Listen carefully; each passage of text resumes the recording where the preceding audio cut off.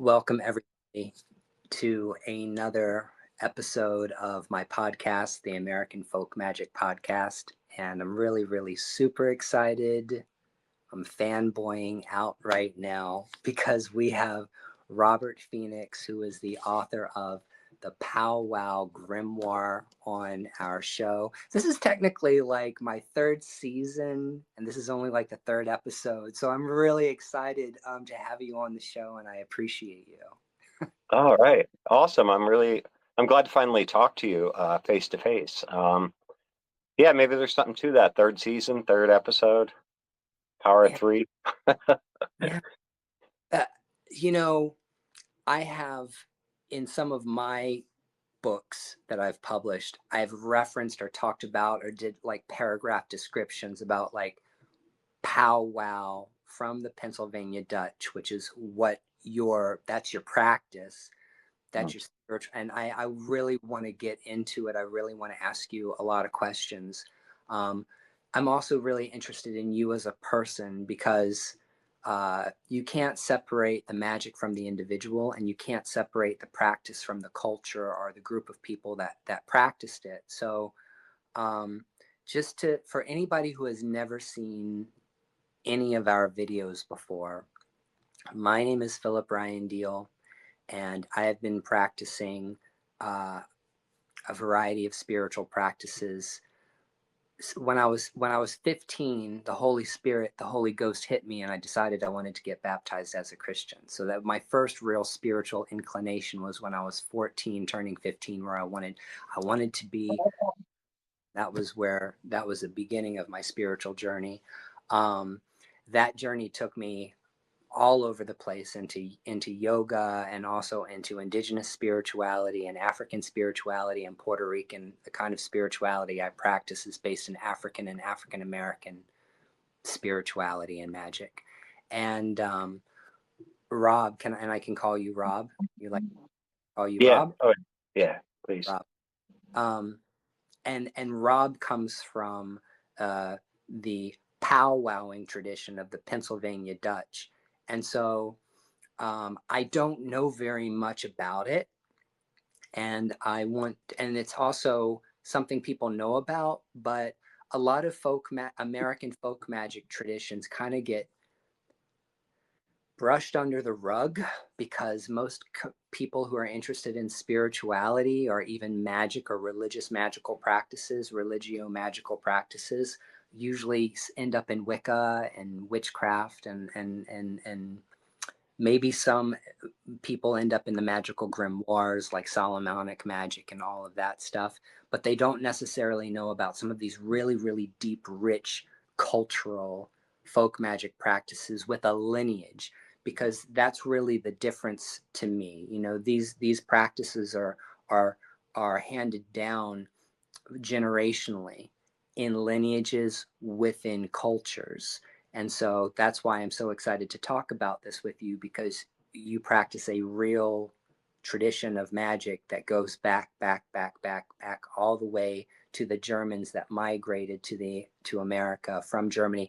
Would you be willing just to tell us the origin of powwow and tell us like where it comes from the old world? Sure. I'll do it in like the quickest, shortest way I know how. You can take as much time as you want.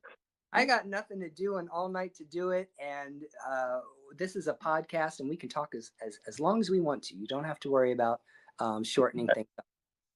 All right. Cool. Well, really, we can unofficially trace our origins back to like the Coptic Christianity. When Christianity entered Egypt and kind of blended with all that. Officially, we can say that we can, on paper, trace our origins all the way back to medieval Catholicism. Those medieval Catholics were doing all sorts of experimenting with summoning angels and archangels and demons and such. And it was even, I think it was the university in Paris that had to make a declaration in like the 1400s, like students are not permitted to summon demons. It was like that. Uh, But a lot of that stuff ended up being the foundation for what we know as the grimoire traditions, Solomonic magic and all that sort of thing. Well, as those texts and such started getting out into the public, they became what was known as cunning magic in Europe, all throughout Europe. So they were getting copies of these grimoires. Most of them couldn't read them because they were illiterate. So bits and pieces of this magic were like picked up by the common people through these grimoires that were being written and such, and they were practiced by the people. And then we knew that as cunning craft, like the Welsh called them pellers, the Irish were charmers, the Germans doing it were brauchers, but largely they were mostly known as cunning men and women, the cunning craft. And so when our ancestors, like our German-speaking ancestors, came here to Pennsylvania, they brought those grimoires with them, and they were still doing that sort of magic, but on a very basic level, very much like a agricultural healing each other kind of level, just everyday everyday needs, I should say. And so it just became part of the Pennsylvania Dutch culture to just work these charms and rituals and such for healing, taking care of your animals, protecting your barn from witchcraft, that sort of thing.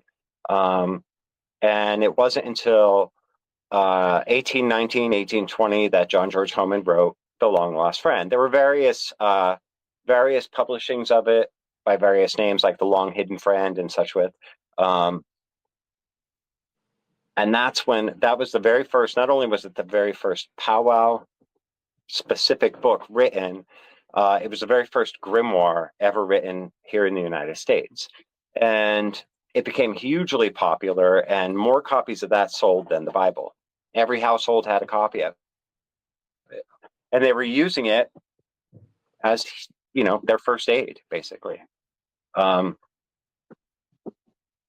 It wasn't until the 1800s, like the mid 1800s, and prior to that, they were calling it braucherei, or they weren't calling it anything at all. They were just doing it because that's what you did for these sorts of ailments and such. But it wasn't until like the mid 1800s that the practice became known as powwowing.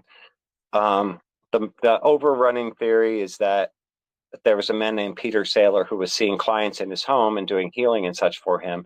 And he was also doing these healing rituals and prescriptions for the local Native American culture. The Pennsylvania Germans had very good relations with the Native Americans that were here at the time. And so he was healing them and doing his work and such for them. And they said, "You're a very good powwow man." And for them, that meant almost like a shaman.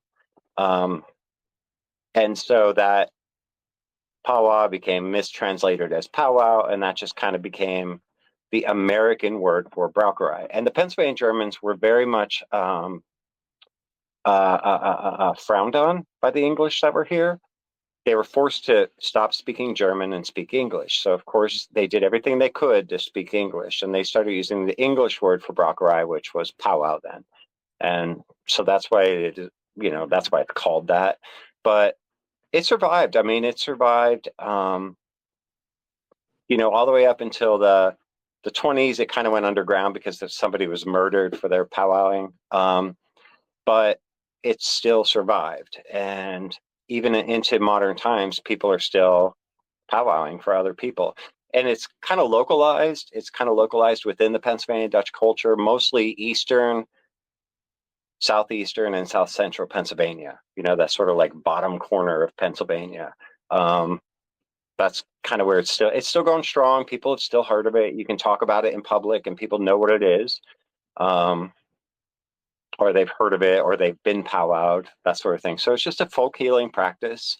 There is an element of kind of anti-witchery, anti-demonic stuff in there for protection.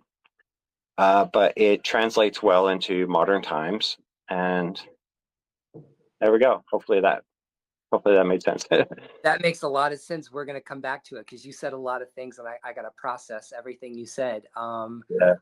Very interested to know about the name and the term powwow and powwowing, since we live in a culture now where everybody is ass hurt all the time over language and words Yes. creation. But what people need to understand and remember is that none of these traditions, no American folk magic tradition, not hoodoo, not root work, not conjure, not powwow, not any of these traditions, fairy doctoring, none of it. None of these traditions existed in a bubble. Like, we don't live in bubbles. We are influenced by the people that were around our environment, the political structure, and cultures. And so the idea that, you know, these traditions borrowed from one another, that's 100% the truth. That's not a lie. These traditions borrowed from one another. So it's interesting that the powwow and powwowing term was giving, you said it was given to practitioners by Native Americans that recognize them as, I guess, white shamans, right? Is that the idea? Yeah, that's pretty much the idea. Yeah. Yeah, that's really cool. Now we got to talk about you. I want to find out about you. I want you to tell us about yourself. Tell any, you know, whatever you want to tell us about yourself, like how you were raised. Were you raised around this stuff? Did you know people who did this stuff growing up? Like, is this something you came to later on? How long you've been doing it? Just tell us about yourself. Um, so born and raised in Pennsylvania. I was raised largely by my grandparents, um, or at least they were my largest influence in my childhood. My mother was Catholic. My father's side and my grandparents were German Reformed. And because my ancestry is Austrian on my father's side, my grandparents spoke German interspersed with English. And so so they would speak a perfectly good sentence, but there'd be a couple German words in there. Especially when it came to curse words, they never said English curse words. Um, yeah, and if my grandfather was teasing us, he would call us, German words that we didn't understand. But um, so my mother's side of the family, being Catholic, we attended Catholic churches, and so I was always fascinated by that. I was a very nervous kid, and I still have anxiety as an adult, but I was a very nervous kid, and so I was afraid of everything. And I used to pray all the time, and I remember my mom said, "Don't, Jesus is busy, pray to Mary," and so that seemed to work well for me. But there were powwows, there were local powwows. Everybody knew what they were. They were kind of on the periphery of our lives. They were just there. It was just something that we knew about.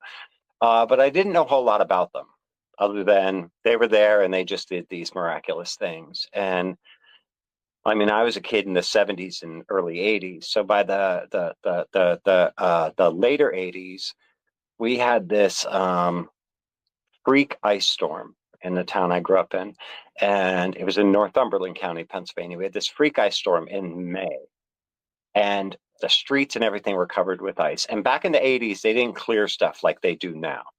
So every sidewalk was a sheet of ice. Every road was a sheet of ice. Cars were smashing into each other. People were slipping and sliding all over the place.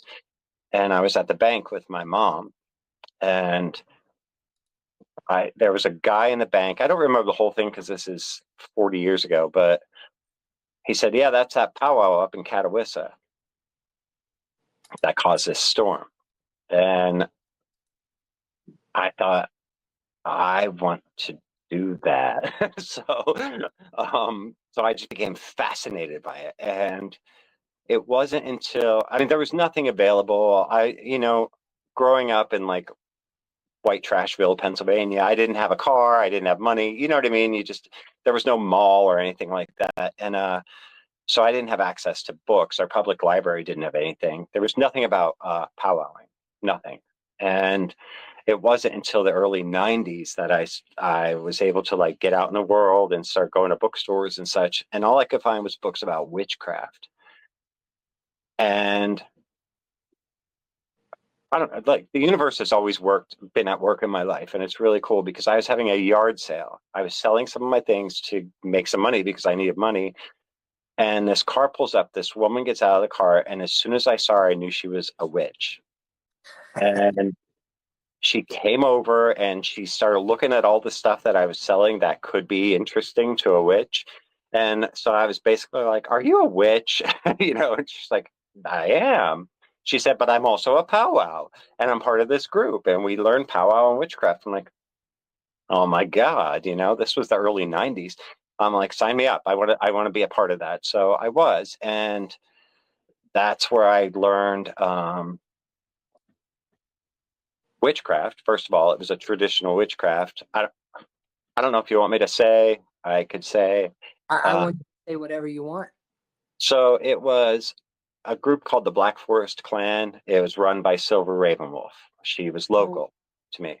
no shit, because I like owned all of her books back in the day because Yeah. she is a major, major, major contributor to early witchcraft and Wicca in this country. Yes. So I trained in that tradition all the way up from Dedekind all the way up to third degree. I got Wow. my third. I got my third degree initiation right in her dining room, and but I was fascinated by the powwow stuff. Well, she had written this book called American Folk Magic. It was previously called Hexcraft, but people didn't like that. Um, and so I thought that's what powwow was. And so now we're in the late 90s, very early 2000s, and I'm doing this powwow stuff. And people in the culture, even my family, are like, "I don't know what that is, but that is not powwow." And so I started sort of reaching out to people because by the early 2000s, there were more things kind of being written about it, and the internet was kind of getting big. And so there were lectures and such going on in the Pennsylvania German Society. And so I started like taking part in all these, and I found out that everything that I had learned about powwow in that group was just like Wiccanized to death. Yeah. It was such cultural misappropriation and bastardization and false whatever. Um, And so when I started learning the truth about what powwow is and realizing I can get back to my Christian roots. That's what I grew up with. That's the religion of my ancestors. My ancestors weren't pagan.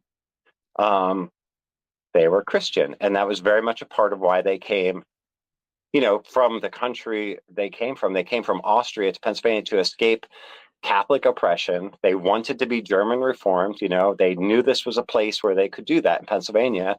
And why would I want to disrespect that? I was very much into my family. I loved my grandparents and my family history.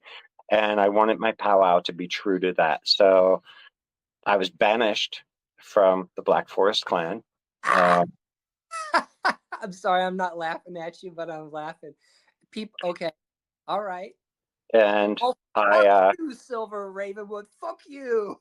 I mean, it was like getting a part of your body removed, like losing a limb, Yeah, because I had made so many friends. yeah. And literally that day, like back then, it was the very beginnings of Facebook. It was that transition from like MySpace to Facebook. And I had like 80 friends on Facebook. And by the end of that day, I had like four friends. They all like cut me Wow, out. isn't that And it was amazing? just, it was just such a traumatic experience. And that's when I realized I was in a cult. I was in a cult, and it was abusive like a cult. And I don't think it was meant to, because she's a lovely person. And everything was so much fun. It was fun. It was such a great time in my life. And I learned a lot of cool stuff, astrology, herbalism, and such with. And I became a third degree initiated, witch. But I, my life went in a different direction, and that was not, compatible with what they were doing.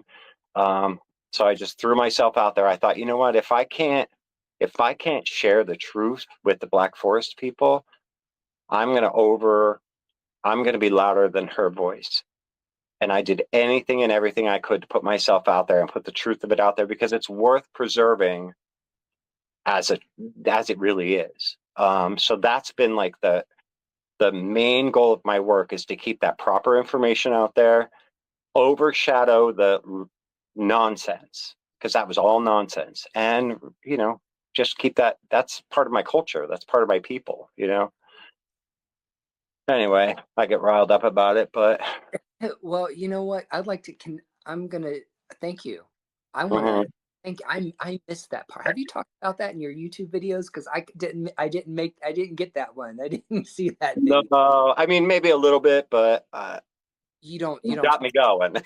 Okay. Uh, Well, yeah, here, well, okay. I want to break this down. For yeah, one thing, I want. I was born and raised a Jehovah's Witness. I was born in that religion, and they okay, kicked me out, excommunicated, fellowship me because I was gay when I was 21, 22 years old. That's what sent me down a path to exploring Hinduism, Buddhism, Taoism, yoga, all of the stuff, Wicca, witchcraft, and voodoo. Okay, like New Orleans voodoo, not like initiatory like Haitian voodoo, which I sure. eventually got initiated in voodoo and many other things in with African past. But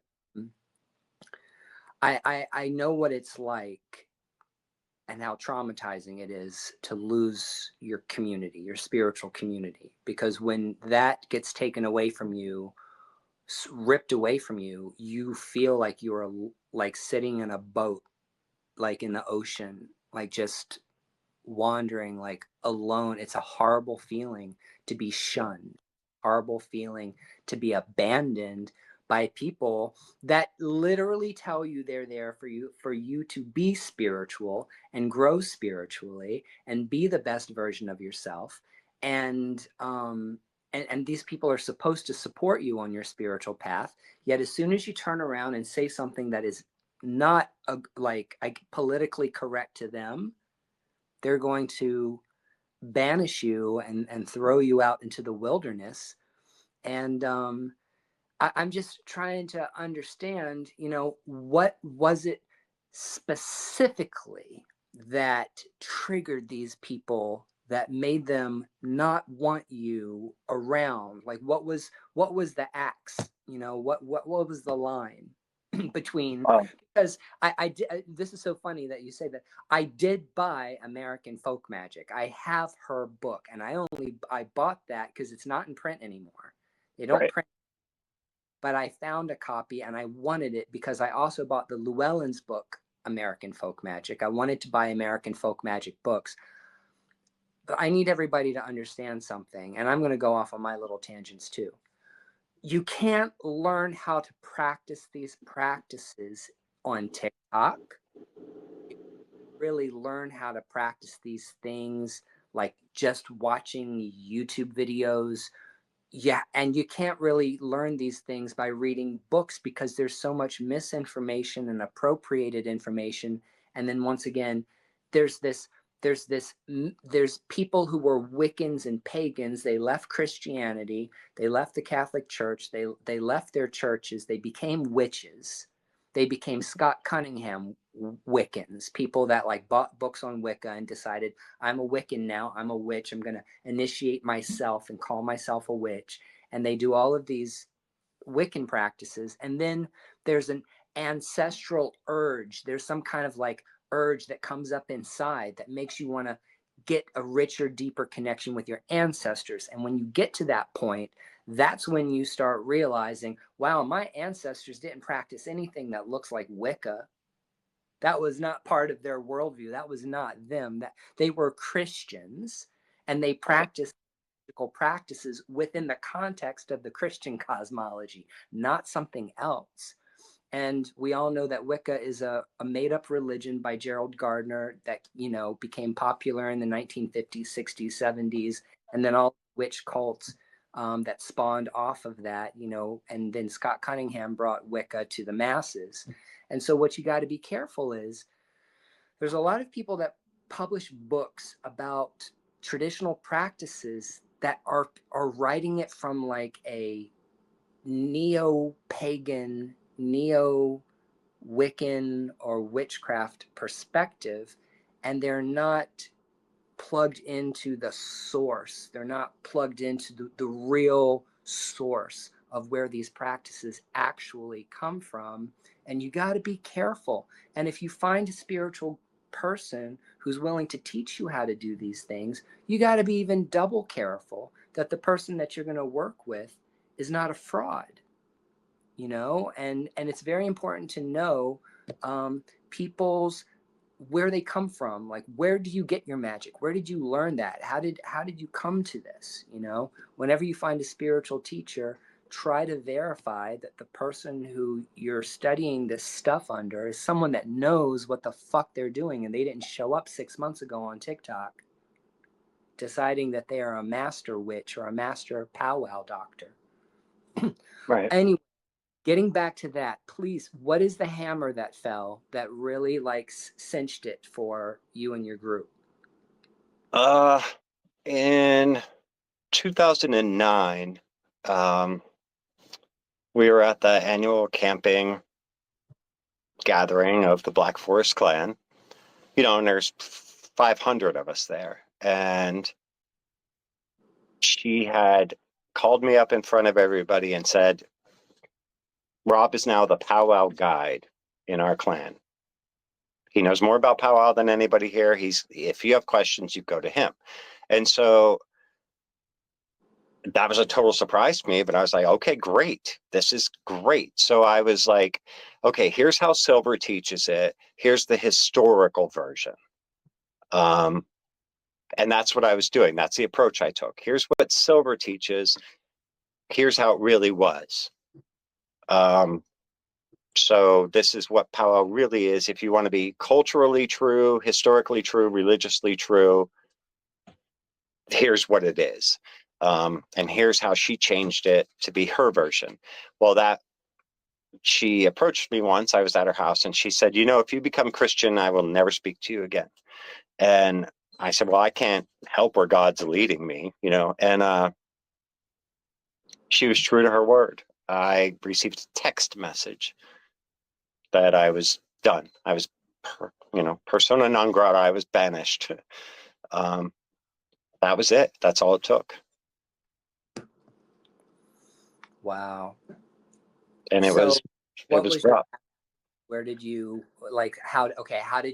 how were you able to like recover from that? Like how did you transition into what you're doing now from being, I guess that was like that pretty much being a part of that clan kind of took up most of your spiritual energy, right? Like most of your Mhm. spiritual energy devoted into that. So how did you get to Yeah. where you are now? Well, and you're right. And they were my friends too. Those were my friends. They were my spiritual people. They were my hobby. You know what I mean? That was just my whole life was that. And I went through like a period of mourning. Then I was angry and I was publicly like, yeah, you're a fucking cult. I'm sorry if I said that and I shouldn't have said that. Um, but then it was like, wait a minute. I don't need them. I didn't learn anything from them except the wrong way to do it. It pushed me to learn all this on my own, and I built up this base of knowledge and reputation for myself as the powwow guy. Like I did that on my own, and I realized I didn't need them. And there are people out there who want this information, and so my voice is going to be louder than hers. And it was extremely empowering. And since then I've become friends with like Patrick Dunmoyer, who's brilliant, and Jake Richards. He writes some Appalachian folk magic stuff, but he's one of my people too. He's part of my group, I guess you could say, my powwow lineage. Um, Jack Montgomery, all these great people, Chris Bellardi, and I realized we're doing the right thing, and I felt really good about that. So it ended up being this like super empowering experience for me, and it broke me out of my shell. Like I said, I was always a nervous kid. I was a quiet kid. I was always like, okay, you're abusing me. I'm sorry. I was that guy. I was that boy, and I just did whatever people told me. I believed whatever they told me, and so this was like a pivotal moment in my life on every level. So I'm really glad that it happened like that because I just became this like different person. I left the relationship I was in, this abusive relationship for 13 and a half years, and I just changed my life around. I have a career now. I went to college. So that one thing was like the final straw for me. And it just was this catalyst for like amazing life change for me. So, people say this all the time, but it's true. Like I would not change a thing. I'm glad it happened, but that that situation really opened my eyes to a lot of things, and it was a life changer for me in a good way. So here we are. Now That's I'm beautiful. talking to you. So, Beautiful. And you know what? Backwoods Witchcraft by Jake Richards is a great, great book on Appalachian folk magic. I would love to talk to him. Okay. One mhm. good word for me. But I Yeah. want to ask you, because that brings up, um, when it comes to Appalachian folk magic or granny magic, okay, where's the similarities let's bridge the gap now, because when we talk about like, when I refer to like cunning craft and Appalachian folk magic and powwowing and hoodoo and root work and conjure and all of these different things, that I talk about, I compartmentalize. I compartmentalize practices, because even though I know practices influence one another, they all have a pure strain. They all come from somewhere. So I'm just wondering, where is the bridge or the crossover between powwowing and Appalachian folk magic? I'm glad you asked because this is really important. It's really important for people to understand this.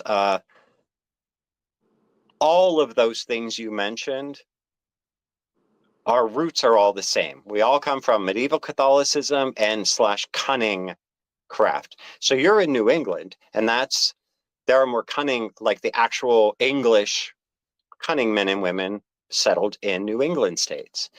Uh, that very same practice was brought to Pennsylvania, but we're a more agricultural community, and so it was altered somewhat. And then John George Holman wrote The Long Lost Friend, and it was very more agricultural based. Okay. Whereas the cunning men in England and Europe were doing all the same charms and rituals, this Christian based magic, but there was a lot of astrology and kind of high magic stuff added in there. Whereas in Pennsylvania, we didn't need that. We just needed like how to save your cow, that kind of stuff. And then that stuff traveled south. So you'll find the one commonality between everything from Pennsylvania south is the long lost friend. That stuff traveled south into the Appalachians where there were a lot of Scotch Irish. So they had their own folk magics blended with the long lost friend and the Albertus Magnus, the cunning stuff. So they're doing the same things the powwows are doing, but they're doing a little extra because they have that Scots Irish stuff in it. Even further south, I mean, the East Coast is really the birthplace of American magic. Even further south, you have the cunning stuff, the powwowing stuff, the Appalachian stuff, blending with Southern Black Baptist religion and African diaspora traditions. And so all of that with the slaves, they took all of that stuff and they blended it with what they knew. And so that's where you get hoodoo. And then even further southwest into the Ozarks, I don't know what the world looks like. I think it's southwest, but Yeah. um, they were doing it as well. But you're blending all that conjure stuff from like the hoodoo and everything with the kind of the redneck hillbilly culture. So the Ozarks have a slightly different translation of it. And you read that in like those Firefox books. I don't know if you've ever heard those. Oh yeah, Orion Firefox, is that his name? Firefox. No, Awesome. this is a historian from the. Anyway, I don't know. Off the top of my head, I don't know. That's fine. They're here somewhere.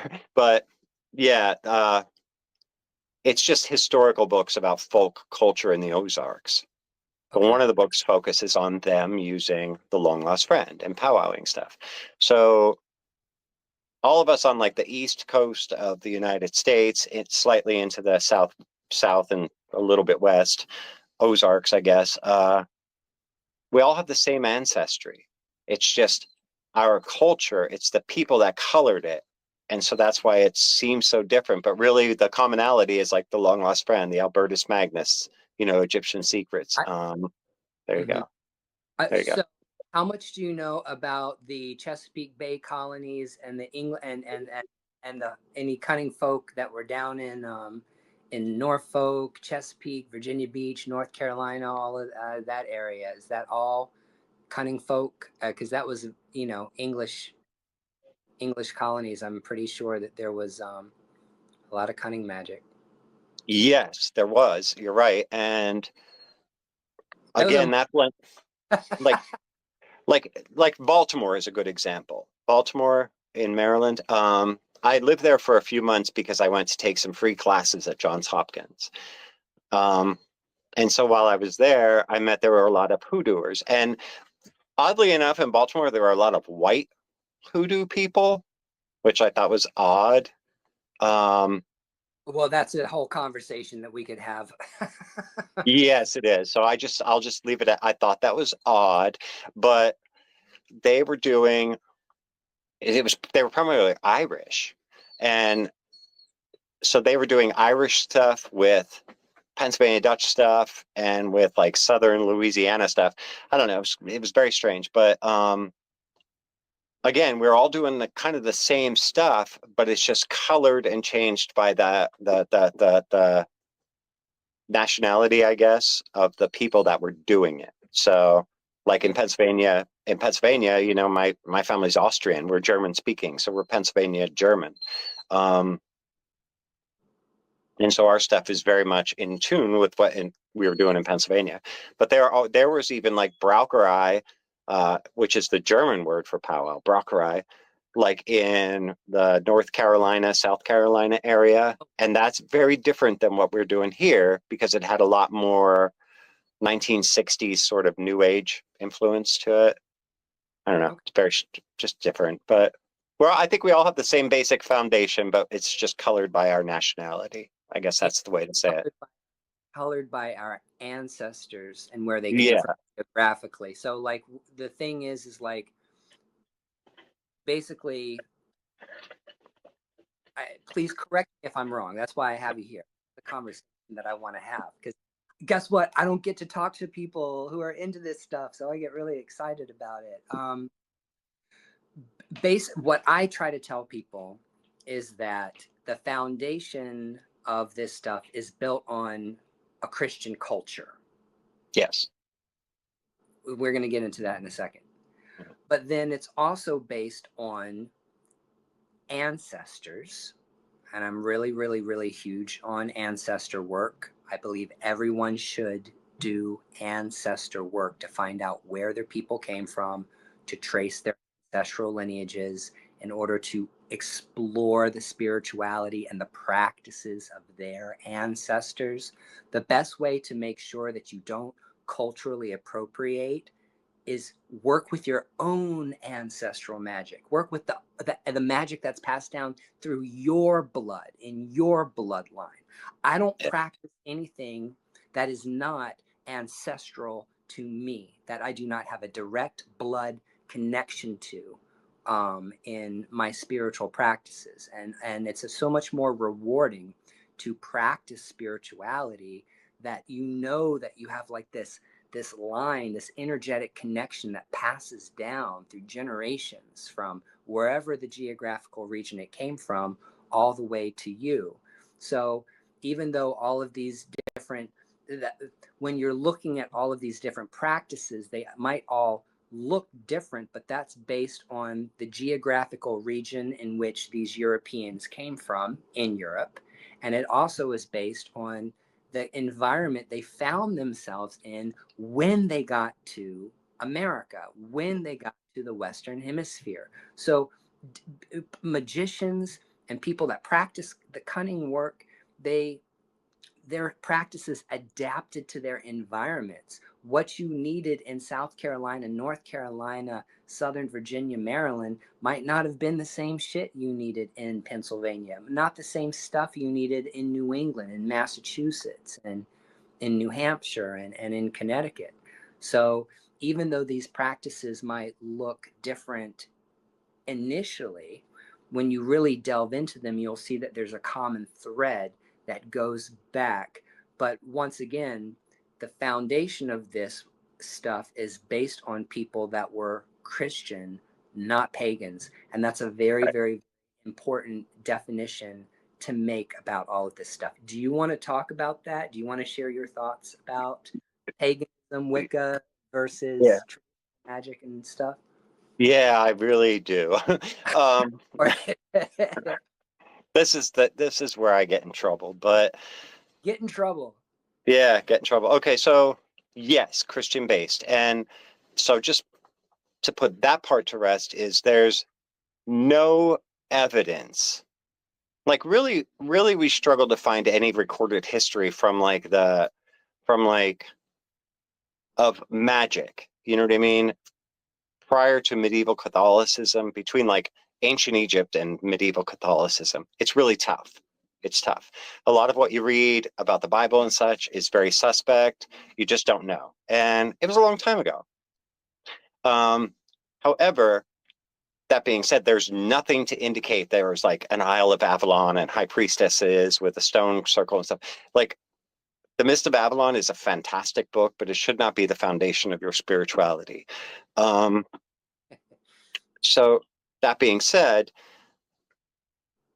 Powwow and all these other things that we've just discussed, we can reliably trace it all back because all of it's still written, it's all published, it's all books that still exist. We can reliably trace it back as far as medieval Catholicism, like the 1400s. And that's pretty much it. But then when you get into things like Wicca and such, I get it. You know what I mean? I get it. If you don't want to be Christian, you want to be something else, great. But what I felt, and I can only speak from my own experience, is that I felt like we were just making it up as we went along. And even though there were like traditional teachings, like, oh, we worship this goddess and we do this for this holiday or whatever, it just felt like cartoonish or something to me. It just felt very fake. And there was nothing really to back it up. Like, well, where does this come from? Oh, well, the ancient priestesses would do this. Like, okay, but where's that? Who said that's the thing? And but the thing that really gets me going is mm, the neo-pagans who, oh, we're doing something very ancient. We're doing this ancient thing. Well, then why are you like picking up hoodoo and powwow and all this stuff and just changing it to be like, oh, it's not Jesus anymore, it's Zeus and Thor? Like, why are you doing that? If you have something ancient, then just do that. Yeah. But the bottom line is they do not. And they're thinking, well, the Christians just stole everything that was pagan. That's not true. That's a lie that's been perpetuated for centuries. Um, that's not how it worked. That's not how people work. That's not how Tell, things are developed. tell us how it worked. Tell. Okay, how it works. I'm going to tell you how it works. Uh, for example, you take an individual. Um, one person, I was raised Catholic. So all I knew was Catholicism until I was old enough to start understanding my grandparents' religion, which was German Reformed. And it was basically, I mean, it was the same God and Jesus, but it was a lot less like ritualistic, I guess you could say. It was a little more like relaxed. It was more comfortable to me. It felt more approachable. I felt like Jesus was the person that actually walked the earth and would take my hand. Whereas in the Catholic Church, I felt that it was very high ceremony. So I felt like God was this unapproachable. You know, even my mom said, Jesus is way too busy for somebody like me, pray to Mary. And so I just felt it was more approachable. So that's the difference. So, but then there's that. I'm just one person and I'm representing a whole slew of people. You know, when I learned something new was introduced to me, what resonated with me and what made sense to me and what kind of proved itself to be true to me is what I changed into. And over the years, I started learning things like astrology and I started incorporating that into my life and herbalism. And I incorporated that very much into my life. And it all became a part of who I was and who I changed as I'm changing, as we always are. So I think cultures are the same way. They're introduced to a new belief system and they incorporate it into their lives, but hang on to the things from the past that still work. And that's why we have things like saint veneration. You know, like the church was like, well, they're not going to stop worshiping these various things. So the saints are a good option for them. And even when during the Reformation, the Protestant Reformation, they were like, well, these former Catholics really were like their saints. So we'll allow some of that. You know, let's bring some of that in and allow for that. Um, I'm just going off and I forget the question. But the bottom line is people change, cultures change. Nothing ever no, at no point in my life did somebody punch me in the face and said, "You believe this now." And I just believe that. And that's not, people don't respond to that. That's not how it works. It's over time, it's over generations, it's over, lifestyle needs and such, what works for the people.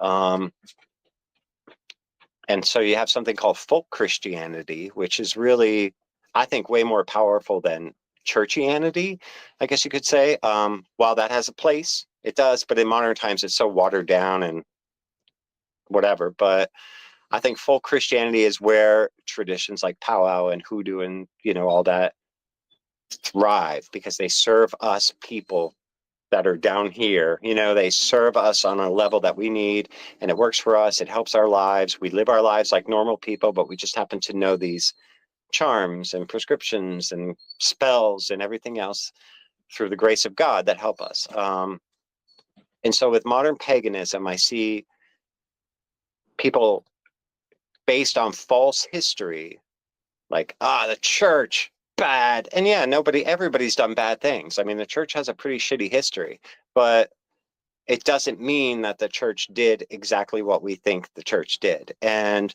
or what we're told. And so people want to kind of rebel against that and like, screw that. I refuse to believe that. And I don't believe belief is a choice. But anyway, I refuse to believe that. I'm going to believe in something that was oppressed centuries ago. So they're starting on this false foundation of this like idyllic paradise that existed, where everybody's Wiccan and they were casting circles and doing love spells and wearing wreaths of flowers in their hair. Every single person, they were all high priestesses and priests and lords and ladies and everything, and fairies and all this. That never existed. That was never a thing. Um, but what really gets me, and I'm so sorry, I'm just going on and on and on, Go but on and what really on. gets me is the Wiccanization and the paganization of established American folk traditions. Like powwow. That's because that's where I stay in my lane. I know powwow. And our people came here, they were forced to get rid of their identity, their cultural identity, and conform to be American, conform to the English standard. You speak English, you know, whatever. Even though Pennsylvania was deemed as a place of religious freedom, we had that, but there were limits and we had to conform. And so the language was the first thing to go. So we had our folk traditions, and they very much served the people during, they came here, they had nothing, and they had to establish farms and such, and there were rough conditions and all this. And so those traditions were very important to them. And that was the way they knew God. And a lot of these people, again, they couldn't read, so they didn't know what the Bible said. They only knew God through their folk Christianity. And so to see now, well, really started in the 90s, to say, for somebody to write a book about powwow and say, oh, I think the original person in this charm was Zeus or Thor or whatever. Um, It's such a slap in the face. It's so disrespectful. pisses me off, because like it's a total fuck you to culture. I'm sorry I said the F word like twice. Oh, you can say Uh, but it's a total like screw you to culture, and it's just such a disservice. My ancestor would be like, what is she talking about? Who's Zeus? What does that even mean? Um, and there's such a disrespect for history.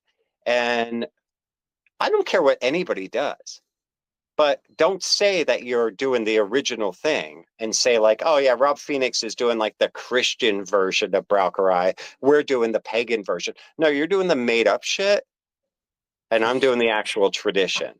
At least right. just say that. I don't care what you do, but just be honest with what you're doing. Like, yeah, it's inspired by it, but we've changed it to be non-Christian. Great. Right, right. We don't like Christianity. We don't like church. We Right. don't like the Bible. It's not in alignment with our political views. Look, I am super offensive. I don't have any problems pissing people off. People can kiss my ass. If they don't like the stuff that comes out of my big white face, they can go somewhere else and they can block me and see me again.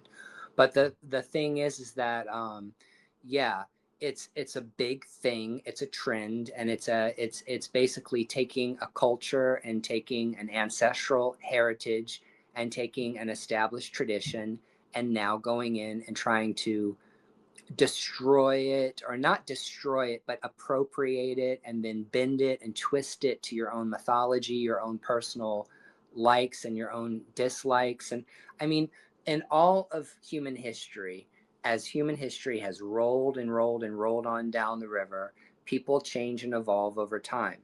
The practices change and evolve with the people, because the people are the religion and the religion are the people. The magical practices are the people and the people are the magical practices. But at some point in time, there was a divide, and that divide comes very, very, very with the feminist movement. So there are political motivations for the division between Christianity and everything that is not Christianity. But one thing people don't understand, I want to talk about hoodoo just for a second, because we've kind of tiptoed and danced around the word hoodoo for a second and talked about it for a second. Yeah. I want to talk about it. I feel like I have the license to talk about it. I am fully initiated in the African traditional religion of Ifa. I am also an Oshun priest. I went to Osogbo, Oshun State in Nigeria, to get face down on the ground in the motherland to be initiated by a lineage of Yoruba people who have been practicing Oshun veneration and the Ifa religion for thousands of years. I am traditionally initiated into a real, authentic lineage of Yoruba religion and spirituality. Now, when those Yoruba people were put into slavery and they were brought to the United States, we're going to talk about the United States.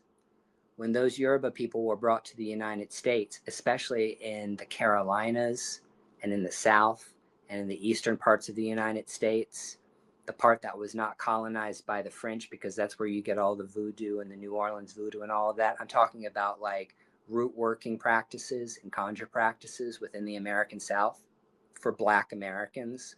They Mhm. came in Protestant colonies that did not have Catholicism in order to shield, mask, or hide their own practices behind the guise of Catholicism. So Santeria is African religion hidden behind Catholic imagery. That's what Santeria is. The Santeria Lukumi religion hid its practices behind Catholicism. So Catholicism and African religion are very intertwined with one another in Hispanic culture, Cuban, Puerto Rican practices. But for Black Americans in the South, they got stripped of all of their cultural heritage. And the only thing they had to work with was with their roots and their plants and the wisdom that they learned from Native American people, because they had to adapt to a new environment. They had to adapt to a new flora that they had to get to understand. And what ended up happening was the Black church. The Black church is the end result of those Yoruba people and those people from the Congo and Eastern Africa coming to the United States, being put into slavery and being converted to Christianity, and then eventually starting the Black church. I am a member of the African Methodist Episcopal Church. I go to a Black church. That is the church that I go to in Springfield, Massachusetts, because I have followed an ancestral journey that was predominantly African and African American and an Afro diasporic. So what I'm saying is that the people that practice what people would call hoodoo right now, they were it was an ethnic practice that was practiced. It's the cultural practices that you see in Yoruba spirituality translate directly into the spirituality of the Black church. And the people that practice this stuff, they didn't call it hoodoo. That's the whole thing. Like a lot of our ancestors that practice these kinds of things, they didn't have a name for it. They didn't say that was hoodoo or that was, I mean, there were names for things, but it wasn't packaged, it wasn't commercialized, it wasn't written about, it wasn't put into books. And when you go on Amazon today and you type in the word hoodoo, you will get one love spell book and one curses, hexes, and jinxes book, and one book after another written by people. And that's not how ancestors practiced those practices. They were secret. Nobody talked about it. You knew somebody that practiced it. but it wasn't something that was advertised because there was always a fear of getting killed for doing it.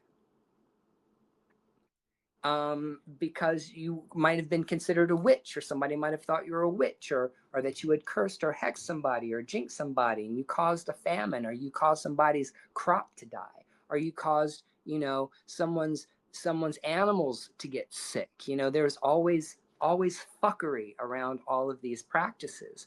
So it irritates me a lot because uh, people have taken all of these practices and they have just reinterpreted them to be what they want them to be and not what they are by tradition. And I'm a traditionalist. I am very, very, very into tradition. I wouldn't have done all of the shit that I've done in my life if I did not want to try to learn things from a traditional place, from a traditional worldview, and see the evolution of the practices. I have watched the evolution of the practices from the Yoruba people to the Americas, and then how that has changed and evolved over time. And so yeah, I have a very deep respect for the ancestors and the people that practiced these things and kept these practices alive. And so when I see some fucking witch bitch on TikTok say this is hoodoo and they're practicing Wicca, it would piss me off. Pisses me off a little bit. I feel ass a little bit. I'm a little butthurt by it. That somebody who is who wasn't raised in a culture to understand the people within their culture, to take this and then decide that, oh, I'm going to change this. I don't like this because it's Christian. Right. So that was me going off of my little rampage. Yeah, My but it's exactly, I agree 100%. I know exactly what you're saying and what you're feeling. I feel it too. I get it. And I think a lot of people don't understand that because I'm constantly being attacked for being, I've been called everything like racist and so I am like the most liberal person. I know me I'm too. ext I'm extremely liberal, but like just leave it alone. If it's not like I stay in my lane and I would never, just because I don't have a cultural right to it, claim to be something that I'm, like, oh, that's cool. I'm going to do that and just like claim that I'm that. Like there are very real like initiatory traditions and stuff. Like you're Puerto Rican, which to look at you, you might not think that or know that. But Everybody thinks I'm this white guy, this annoying white guy who's got his nose in businesses that he doesn't have any business being in, and they don't realize that I'm 10% African. that yeah, the so that I work with that are African are my African ancestors, not somebody else's. Yeah. yeah, it just, and so yeah, people think like, oh, you're gatekeeping power. I'm not. I'm just trying to keep like here's the real deal. And what I don't know, I don't claim to know. I don't know everything, and if I don't know, I'll say, who might know better than me? Patrick Dunmoyer. Check with him. That book that you showed me earlier, best book ever. I recommend everybody else's books before my own. So yeah, that Powwowing in Pennsylvania. The only other book that I would recommend, Rob's Powwow, the Powwow Grimoire, and then the Powwowing in Pennsylvania book. Yeah. yeah, because that's really, I mean, those are, yeah, I mean, books like Patrick, because he is literally the head of the Pennsylvania German Cultural Center. That's his career. That is his life's work. And he knows if you have a question, you ask him. Um, and conversely, if you're looking to know how to do powwow, you ask me because I'm the guy. I know it. And uh, I worked very hard to become that. But I think that the tradition is meant to be practiced. So while we don't have the initiatory stuff like a lot of cultural things, don't claim to be doing powwow, especially if I've taught you, and then you show up with a smudge stick in your hand and like no, no, no, no, no, you're doing something else. That ain't powwow. But You I don't know know. what?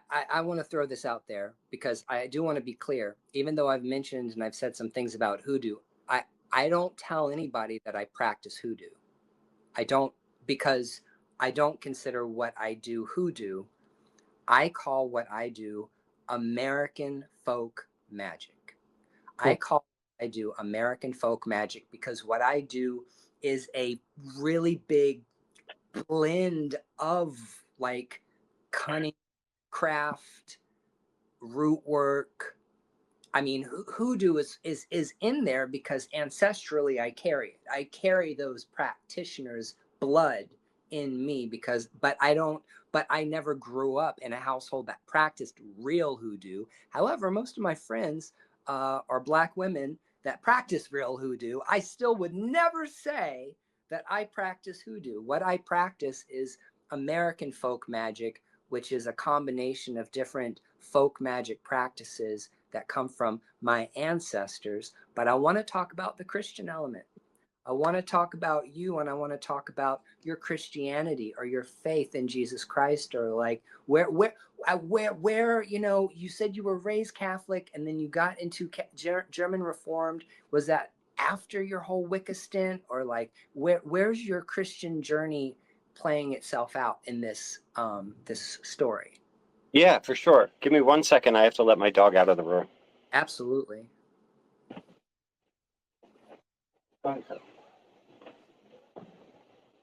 All right, sorry. She's been crying this whole time. I'm just sitting on the floor with the dogs, but she wanted to get out. Well, So yeah, religion was tricky for me as a kid. I didn't fully understand. I didn't fully understand it all, and I knew I wanted God in my life at somehow. And so then I was praying to Mary, like my mom said, and then I just, my grandparents, who I still miss, and I could get teary eyed over, even though they've been gone for 30 years. Uh, I really liked their life, the way they lived, and my mother, God bless her, she tried very hard, but it was always kind of chaotic and white trashy and such. And my grandparents were the escape from that. It just is what it is. I mean, we got to be honest. And so I really appreciated their more simplistic take on it, their more simplistic faith. And so I started learning that maybe Jesus is not as unapproachable as I thought.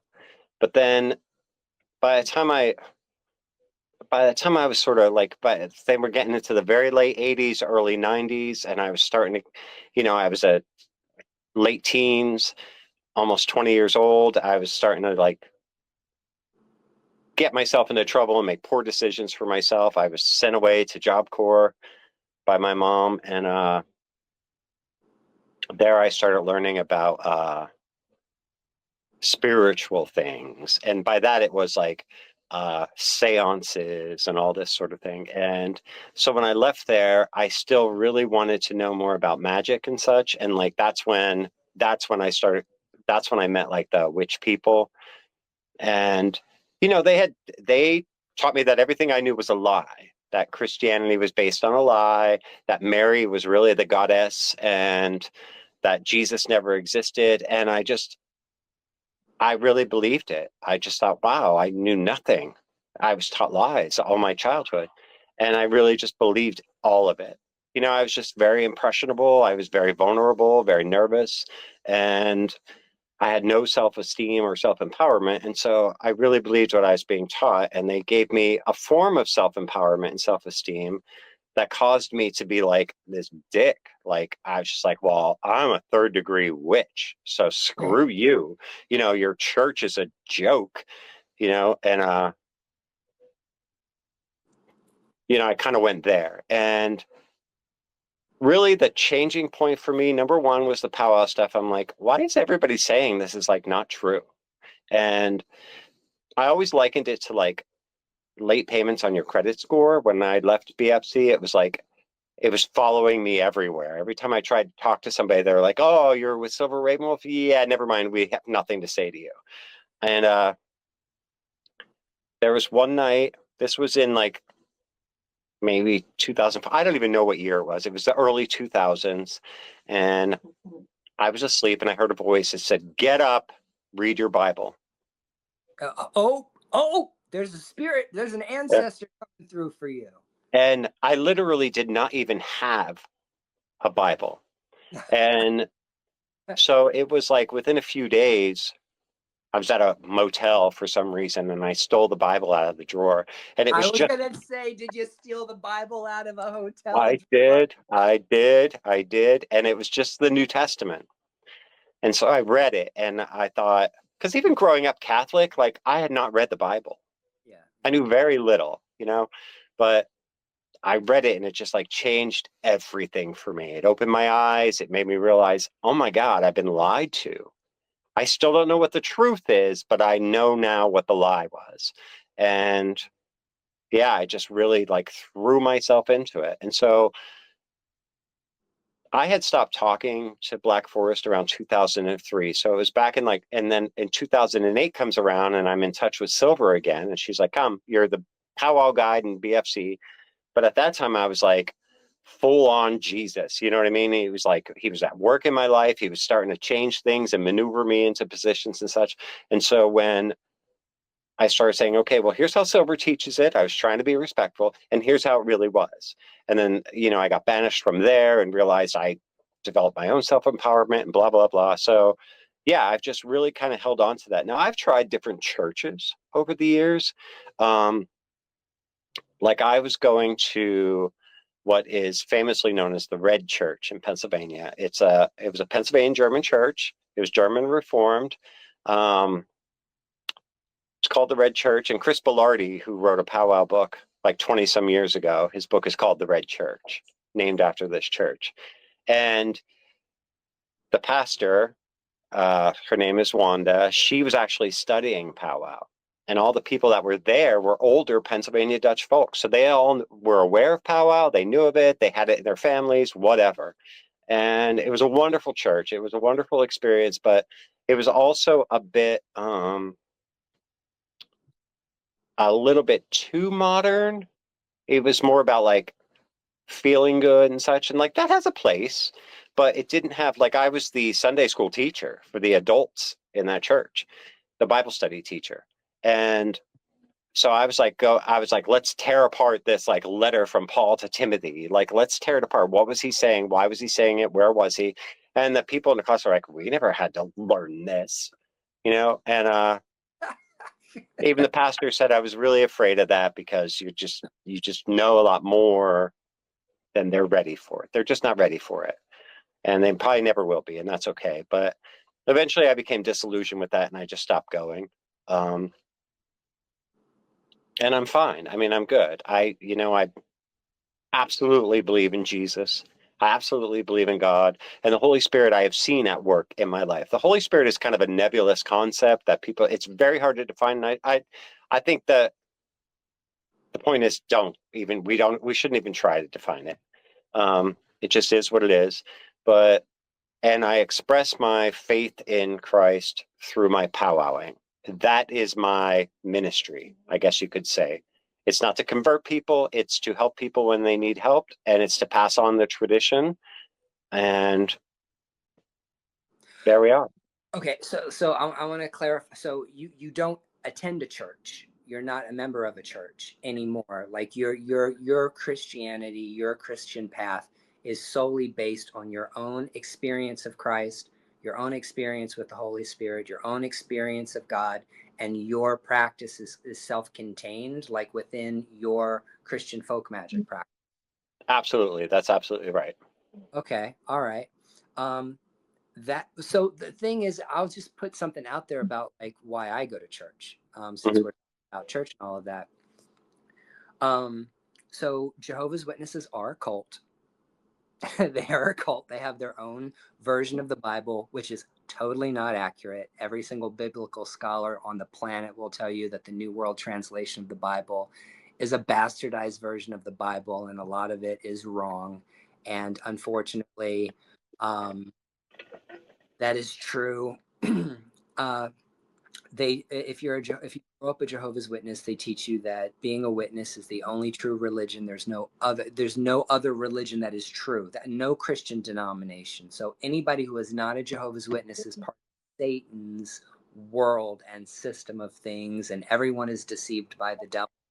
And we're the only people who have the absolute truth. So they're like absolute truth religion. And one of the reasons, the way they control you in that cult is they allow you to read any.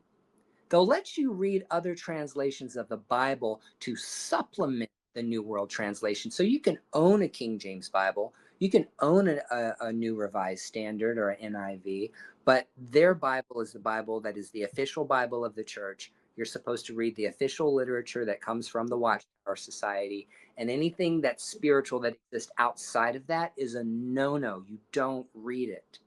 You don't read it. So growing up for the first 21, 22 years of my life, the only version of Christianity I knew was Jehovah's Witnesses. The only way I knew how to practice Christianity was through Jehovah's Witnesses. And so when they kicked me out, not to make this about me, because this is about your story, I'm just sharing with you. After they kicked me out and ripped me out of that, the Borg, I got ripped out of the Borg, basically. I got unplugged. I got repelled right out Yeah. that situation. I read this book called Crisis of Conscience, which was written by one of the highest ranking members in the Jehovah's Witness organization that they also kicked out because his views about Christ and how Christianity is practiced did start to vary from official dogma. And so after I read that book and I realized what a pile of heaping shit the Watchtower organization was, and that it was a real cult, and that my parents were still stuck in this cult, which they still are. They never stopped being witnesses. I'm not mad about it. They have their life to live. Um, I started learning other things. I wanted to learn about the Gnostic Gospels. I wanted to learn about Catholicism, about Eastern Orthodox. I wanted to learn about all the different denominations of Christianity. But I only really started going back to church this past year because even after I had been initiated in Haitian voodoo, even after I had gone to Nigeria and got initiated into Ifa and Oshun, and I had these practices, there was still something that was missing. There was something that was just not there. And I couldn't figure out what it was. And then I said, you know what? I need to go back and re-examine my childhood. I need to go back and I need to try to put myself back into the place I was when I was really inspired spiritually, and I need to find out what that is. And so then I said, you know what? I'm going to start attending a Catholic church that has a Nigerian priest. So around the corner from my house, 5 minutes around the corner from my house, there's a Catholic church, and the priest that works there is a Nigerian man. And I thought, this is perfect. Let's go listen to this guy. But the Catholic Church, I just can't support the Catholic Church in any way, shape. I just can't. Not with the child abuse, not with all of the stuff that they've done as an organization, as a structure. I can't get behind it. I'm not going to give them my money. So Catholicism didn't work for me, even though Catholicism is very, very, very intertwined into a lot of Afro practices like Santeria and Lakumi and voodoo and stuff like that. Catholicism is very, very, they're in some way, shapes, or form. You can't separate them, because if you separate them, then you got nothing left. Right. So then I said, you know what? I am going to look for some Protestant denominations. And I was on Facebook, and an advertisement came through for our church, came through, which was the AME church um, in Springfield. And I was watching one of their services, and I was listening to one of their preachers. And I've always loved listening to Black preachers because growing up a Jehovah's Witness in Norfolk, Virginia, my family was the only white family in an all Black church for the first 20 years of my life. And even though Jehovah's Witnesses are not a historically Black church, in Southern Virginia, in the Hampton Roads area, majority of the practitioners or people who are adherents are Black. So I was raised in a Black church. All of the men that I looked up to were Black, and as elders and as people who were leaders of the church. And I said, I want to go down and I want to visit this church. So I went down to visit the church. And what I found when I walked in was that the energy, the environment, the personalities of the people that were attending, their overall, like their positivity, like their friendliness, and also the positivity that was coming out of the church was the energy that I missed when I was a kid. Yeah. That something about these people and the people that I was raised with carried the same energy signature, the same energy pattern. And so I stuck around and then I decided, sure, I'll be an African Methodist. I'll join the church. And so I join the church and I go to church religiously. Every Sunday I get my ass up. Even if I've been up all night, I will still go down to church and I'll participate in this because it feels like home to me. It feels like my childhood. It feels like the way I was raised, but so much better because it's not a cult. It's like, it's real church with a history that goes back into Methodism, that goes back into everything else. So I'm really excited and really happy to be a member of that church. And I guess I'm a Methodist now, officially. I guess you could say that I'm Methodist, which is kind of crazy. But I haven't stopped practicing, nor will I ever stop practicing my ancestral practices that I learned that came through Yoruba spirituality and through Orisha. I practice both. And so for me, the weird thing for me is that when I'm not white, I'm Hispanic, but I'm a white dude. That's the first weird thing. I'm this weird white guy, right? I'm the weird one white, the token white guy that shows up here, that's like, why is there a white guy in this church? That's one thing, although nobody ever makes me feel uncomfortable. But then on the other hand, there is I do have this balance between like, okay, this is church and these are ancestral practices, and I practice both because I honor both. I have to honor both of these traditions because they're ancestral. They're both ancestral. And what I see in African Methodism, which is what I see, is I see the continuation of a people in America and a continuation of a culture that is a continuation of a culture. It's not a new culture, it's a continuation of the same culture. So yeah, that's kind of like where I'm at with it. But I wrote a whole book about it. My brand new book is out right now. It's called The Existential Mystic. And I'll put a link in the description. I'm also going to put a link in the description for your book and for Jake Richards' book, Backwoods Witchcraft, and for Powwowing in Pennsylvania. I'll put all of our book recommendations in the description for the video below.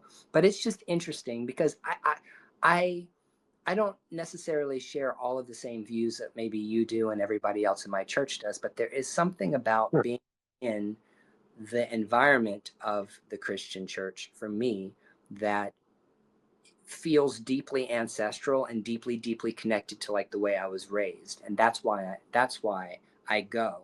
Because I mean I could be like a Christian on my own, but I go because I like the atmosphere. I like the singing. I like the clapping. I enjoy listening to somebody get on stage and laying down the word and all of that. It's funny because for so long I did walk around really super ass hurt about Christianity because of like the whole gay thing, um, and well that's another long story. But yeah, okay, everybody. We had some testicle difficulty. Us dudes had some testicle difficulties. We got that resolved. Now we're back. And so we're going to continue on our conversation. I went off on a rampage, and now my rampage is over. I want to talk about powwowing with Rob, and I want to talk specifically because my audience is a magical audience about practice. About so, I would like to know what are some of the defining characteristics of powwowing, like as a magical practice. Okay, so defining characteristics. It's Pennsylvania Dutch, it's Christian, it's practical, it's for things like everyday use. Um, a lot of we don't really use the word spells a lot. We use like charms, rituals, prescriptions, um, are for everyday things like bee stings and skin rashes and dog bites. Also protecting. There's a lot of protection work in the tradition, and you can understand why, because people needed to feel safe, and they needed to feel safe not just from like bad neighbors, but also dark forces that exist in the world, and negative witchery, that sort of thing. So there's a lot of protective work. Uh, Generally speaking, like a day in the life of a powwower is a normal day. I'm an accountant and I work for the Commonwealth. So I get up in the morning and I go to my office and I do accounting stuff, and I come home and, but throughout that day, I might receive an email or a text or a phone call from somebody asking, can you come and like protect my garden because, I think my neighbors hate me that I have a garden and I just don't want that negativity. And so I might go there and do a prayer around their garden, do a simple prescription for protection, um, and also some practical stuff like, plant some marigolds around the perimeter of it, and, that sort of thing. So powwow, very much we rely on things like the phases of the moon. We very much take into consider like astrological influences, like when the moon is in a certain sign, like when the moon is in Aries, we know that's a great time to work on like our head, things for like migraines and headaches and head wounds and such like that. And so on and so forth. So you see that old drawing that you always see in the old almanacs, like the man of signs or the zodiac man. It's basically like this weird old timey drawing of a naked man. There's like the astrology symbols around him with like lines pointing to various parts of the body. And so when the moon moves through each of those signs, as it does every 28 days, those are good times to work for healing for those parts of the body. So that's something we utilize, work with, whatever, follow. Am I answering your question? Once again, I forget the question and I Right. just go off. Right. So basically, when I'm finding characteristics, what I meant was like when people think about hoodoo, they think about mojo bags. When they think about, you know, I'm saying like when you think about voodoo, people might think about voodoo dolls. I know that when you think about powwowing in the Pennsylvania Dutch, people will think about like hex signs. Could you Yeah. tell could you tell us about that? Like, what is that? Yeah. Hex signs or Amish people. That's what we think about with Pennsylvania Dutch. You think horse and buggy. Um,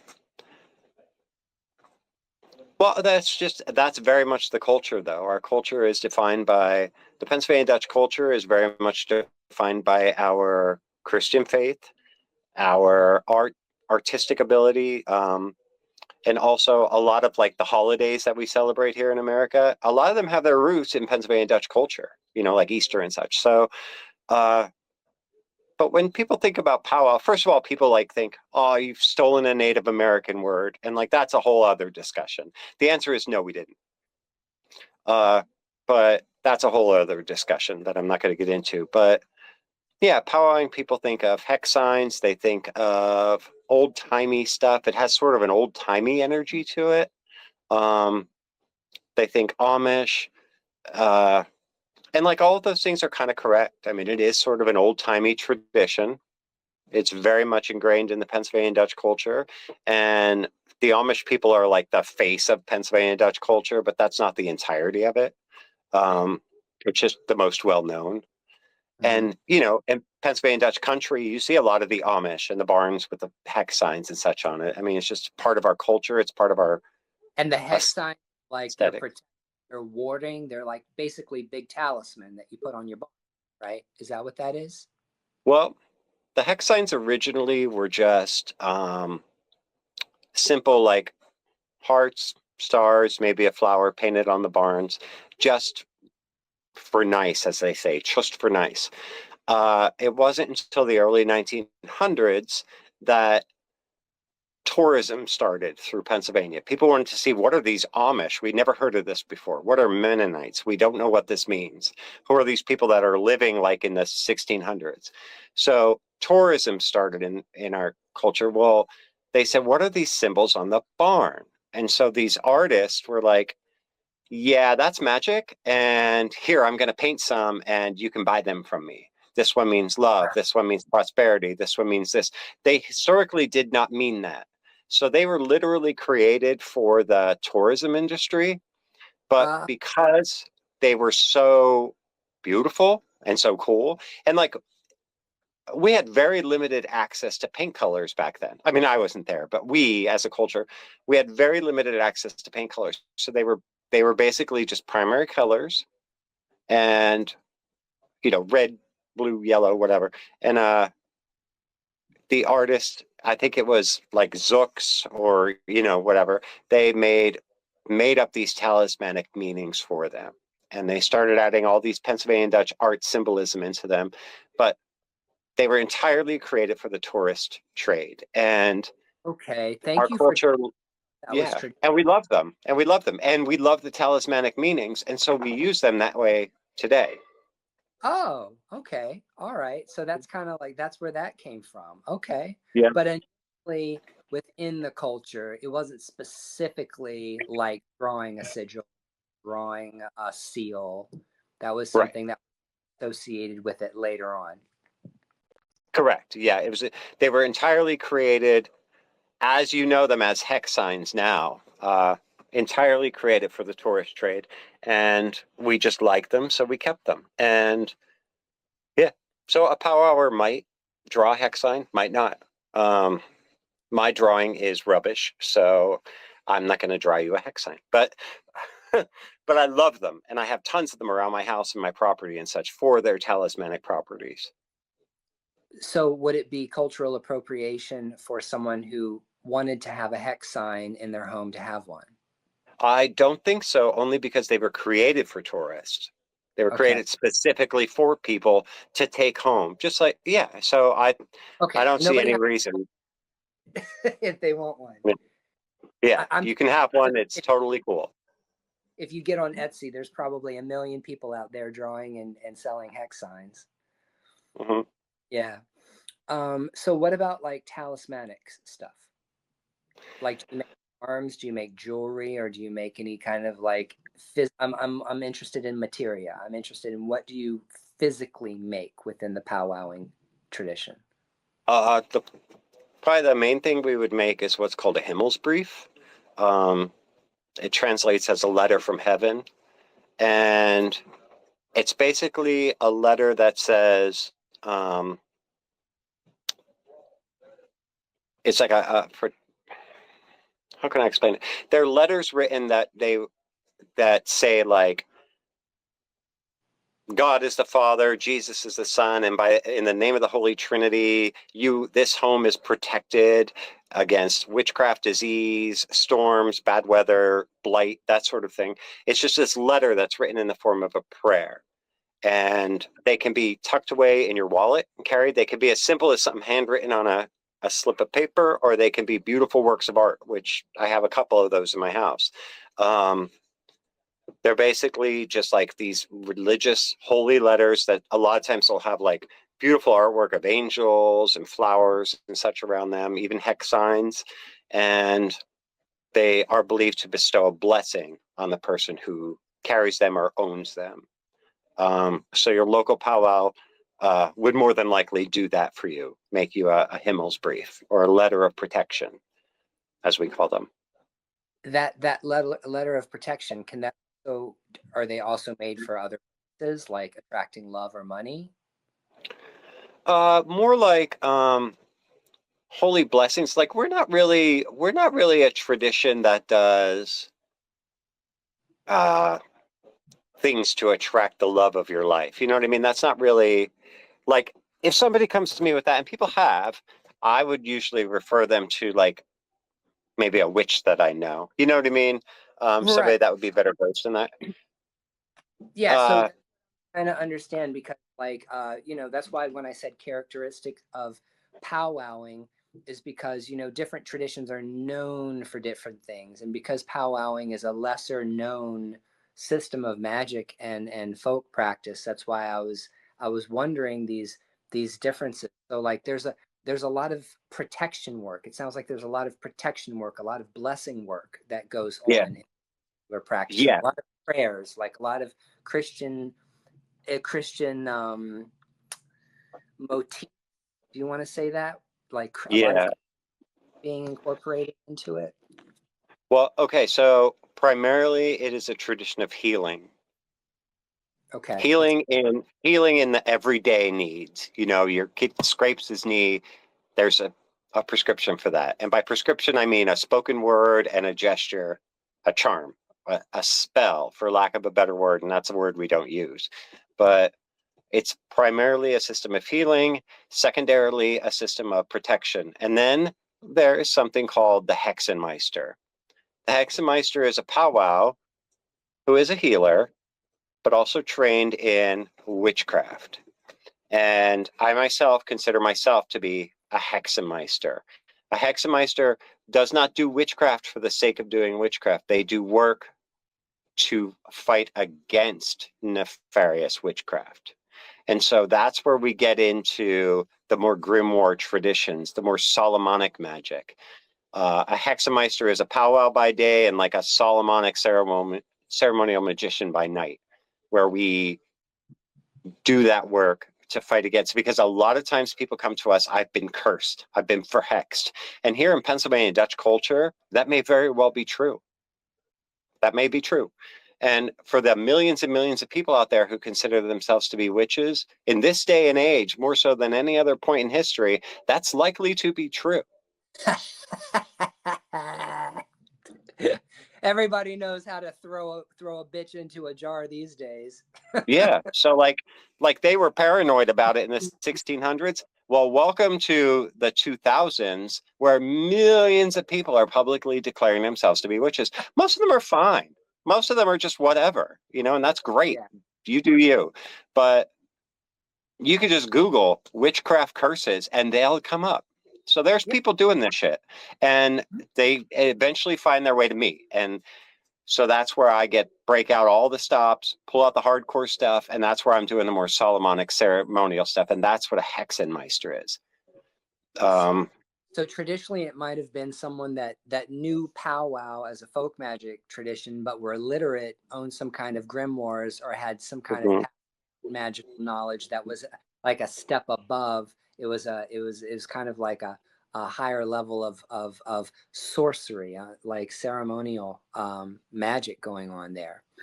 Yeah, one person in my lineage, which I learned from, he's an Amish Hexenmeister. Wow. So that's just the reality of it. That's like our tradition is very real. It's very much a part of our culture. Um, and I'm really the only one that's blabbing about it. So like I'm making a website and all this stuff, but it's out there. We're out there. They're out there. And like I've trained probably about 50 people. So I have a pretty good, and we stay in contact with one another, and we kind of function as a group, which is not a traditional thing. Powwowers traditionally, like, they would learn from somebody and then they would just go off on their own and just live their lives and probably never talk to that person again.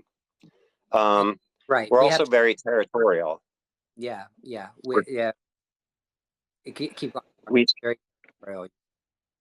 Yeah, we're also kind of territorial. I know like Patrick is a good example. If somebody comes to me but they're from his area, I refer them to him because I know he actively does powwowing for his community. But he's more like the academic that writes about it. But I don't want to I stay in my lane. And um if I know somebody that can better help somebody, and they're in their area, I refer them to that person because that's just out of respect. I don't want to cross into somebody's territory and have some bad blood there. Anyway, there we go.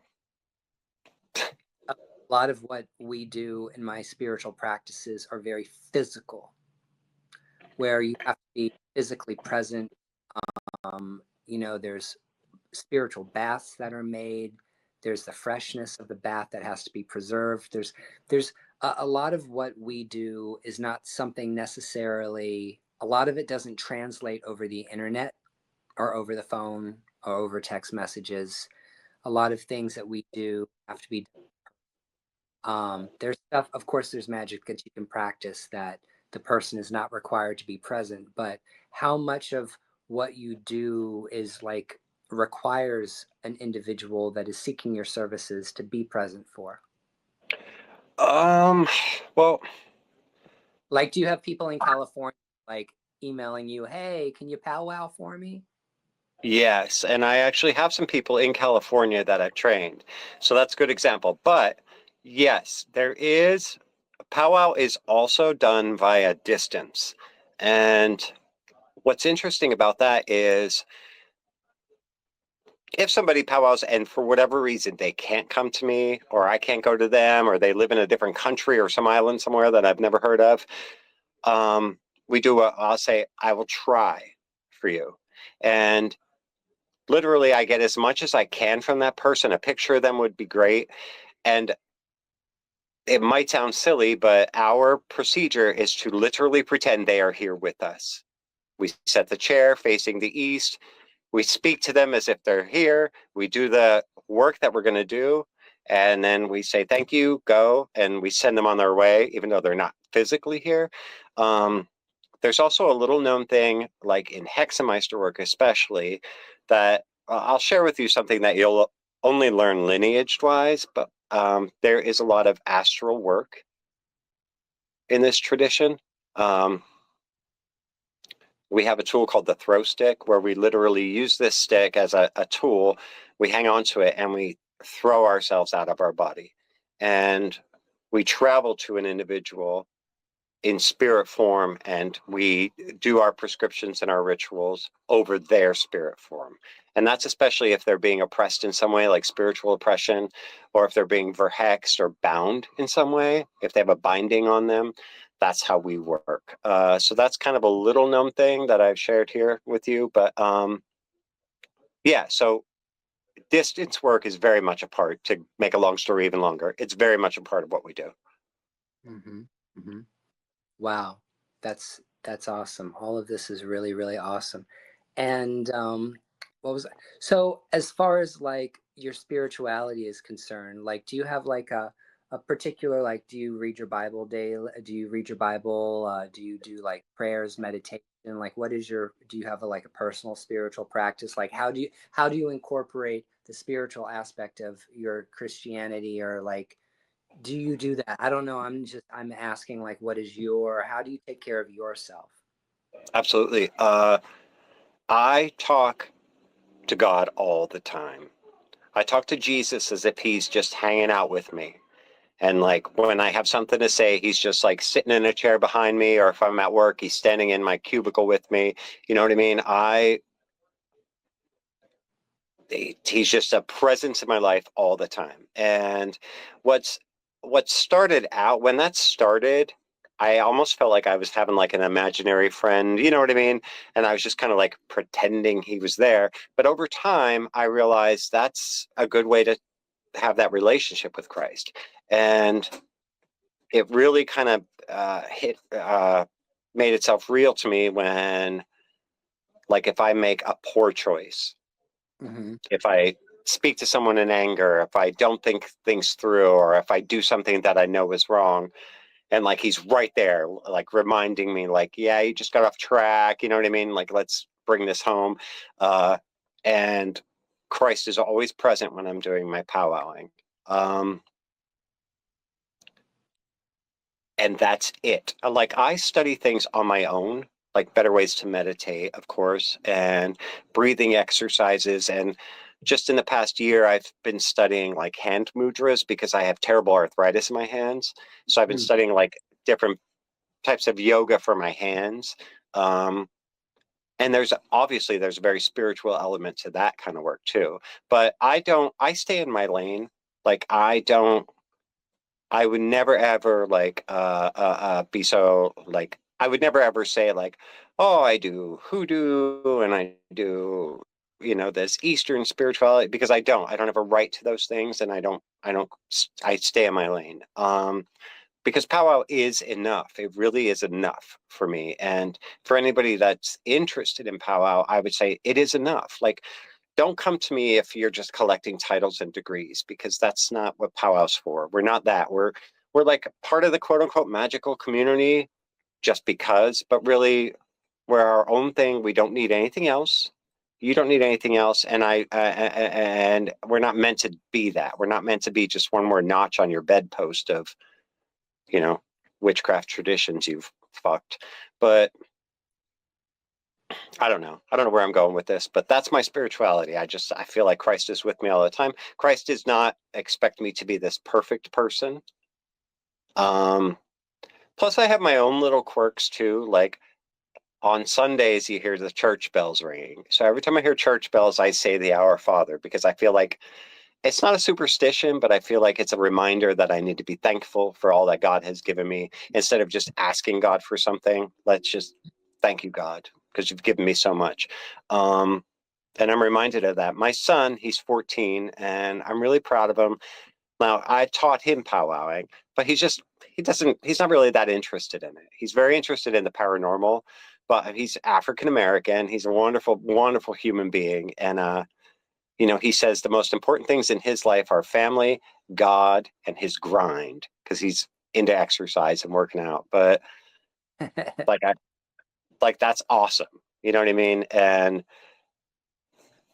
I don't know. I'm going off again, but yeah, that's my spirituality. My spirituality is obviously I want to try and improve myself. Powwow doesn't, by itself, in and of itself, powwow does not offer you a means of advancing along the tree of life and all this. It's Yeah. just you're a Christian. You get that from your Christian faith. And that's a Right. very personal thing, I think. It's very Yeah. personal to your relationship with Christ and whatever that means. So we should not all be held to the same standard. Oh, you're a bad Christian because you said that. That's ridiculous. Because I'm sure you've gotten this too. That's the first thing people attack when you make a mistake or say something they don't like. And Christianity is a very personal thing. Your spirituality is extremely personal. We should not all be held to the same standard. My relationship with Christ, it doesn't mean I'm a perfect person because I'm absolutely not. I curse, I drink, you know what I mean? I think things that people don't want you to think, but it is what it is. Anyway, Yeah. there you go. So there's a couple of things that you brought up that, for one thing, I want to know, you have this very deep personal relationship with Jesus, who is very, very physically, spiritually, mentally, emotionally present for you in your life, in a very palpable way. That presence is very, very was it always like that, or at what point in time did that happen? When did that happen? When did you have your opening up experience to that experience? Yeah. Okay. It was not always that way when I was younger. Like I said, I would pray to Jesus every night because my mother was Catholic but she was like kind of pretty religious. And, despite everything else. But anyway, so I was praying to Jesus and I felt like nobody could hear me. And then she said, pray to Mary, Jesus is busy.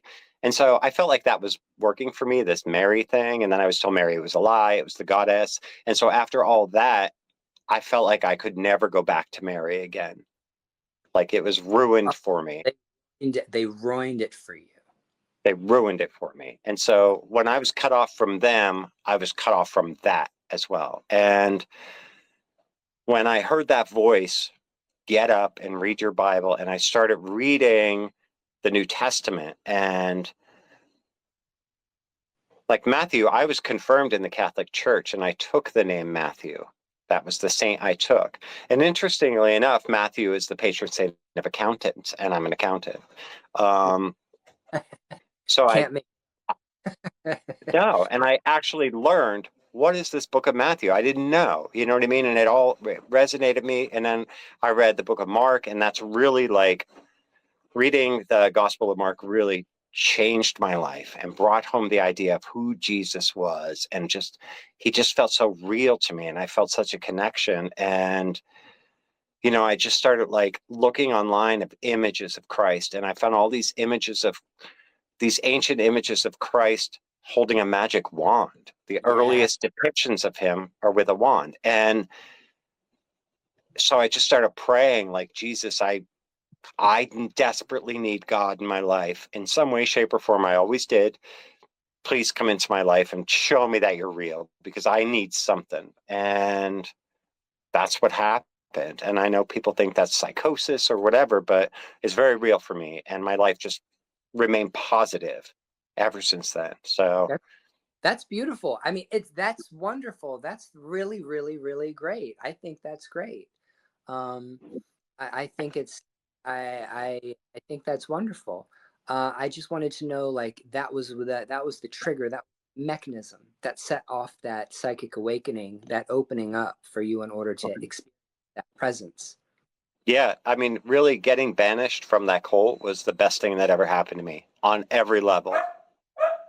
That's great. Oh, there was So, something to say.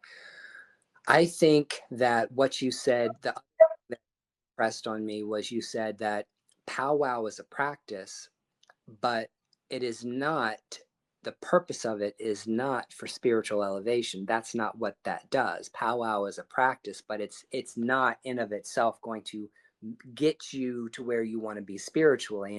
And I really think that is the problem with magic, period. I think that's the problem with a lot of magic, a lot of witchcraft, a lot of occult, a lot of whatever it is you want to call it. Even people who claim to be hoodoo witches, or whatever it is they claim to be. I think something that's missing desperately within these kinds of traditions, or people that are interested in this, is that these practices in of themselves are not going to make you satisfied spiritually. right. Just lighting a candle, just doing, going to feel spiritual. I mean, it might a little bit, but not like meditation, not praying, that kind of. No, and we really, I think people need to be honest. Like, what do they mean by spiritual? Because that's not even talked about in the Bible. The purpose wasn't, Jesus wasn't like, you must elevate yourself, stop being human and become this being of white light or whatever. That's not there. And that's not the goal, I think. Like, being spiritual is, again, we shouldn't all be painted with the same brush. Like, to me, being spiritual is not the same thing as it might be for you. Like, for me, being a quote unquote spiritual person means learning from my mistakes and using the gifts and the powers that I've been given by God to help people whenever I can. Um, and there you Yeah, go. I think no matter what, like after we die, we might all be wrong and there's nothing. right. Or but we could all be wrong. We probably are, but who knows? But I think at the end of the day, it's not going to be like, well, you were like spiritual level 4, so you go here. You're spiritual level 9, so you go way over here. Like, I don't think that's a thing. You made it into So, degree. Yeah. And that really is what that's, a lot of spirituality today, new age spirituality and all that does that. It really says, like, this is your lane, this is your box, this is a level of spirituality, you've made it. If you haven't hit this checklist of things, if you haven't had these spiritual experiences, you're not spiritual. And to me, right, that's all bull. 100. right. You know what? It's getting on to 9 p.m. now, and I want to thank you so much for spending your Sunday evening with me. There were so many other things that you could do, but you did this with me and you did this interview, and I really appreciate it. And I really appreciate all of your content. I appreciate your book. Everybody, please, if you want to learn more about this amazing practice, the Powwow Grimoire is available by Robert Phoenix on Amazon, and also his YouTube channel. He has a YouTube channel. I'm going to be putting in a description and a link to everything in the description into this video so that people can find you. And God bless you. I hope that you continue to do everything that you're doing, and that God brings you all the good things in life, and Thank you. can bless you and keep you safe and your family safe. And I hope that we are able to have a conversation like this again. Well, I would love to have you on my channel for an interview. So let me I got to do some research because I have to admit I know nothing about your only based on your videos. But I don't know anything about your IFA religious spiritual tradition. Like I said, I just kind of stay in Well, my that's, lane, and powwow's enough for me. But I want to know more, and just for self knowledge, and to be able to yeah, talk to you more about it. yeah, absolutely. And that would be a perfect episode. You can ask me all your questions and I can talk about it as much as you want on your show. That would be great. All right, that's awesome. Well, we'll keep in touch. We can text, as we've been doing and such. Um, I really appreciate this. Yeah, my phone's overheating again, so I should probably Well, then we'll scram. just wait. Bye, everybody. Have a great rest of the night, everybody. All right. Thank you all. God bless you. Bye.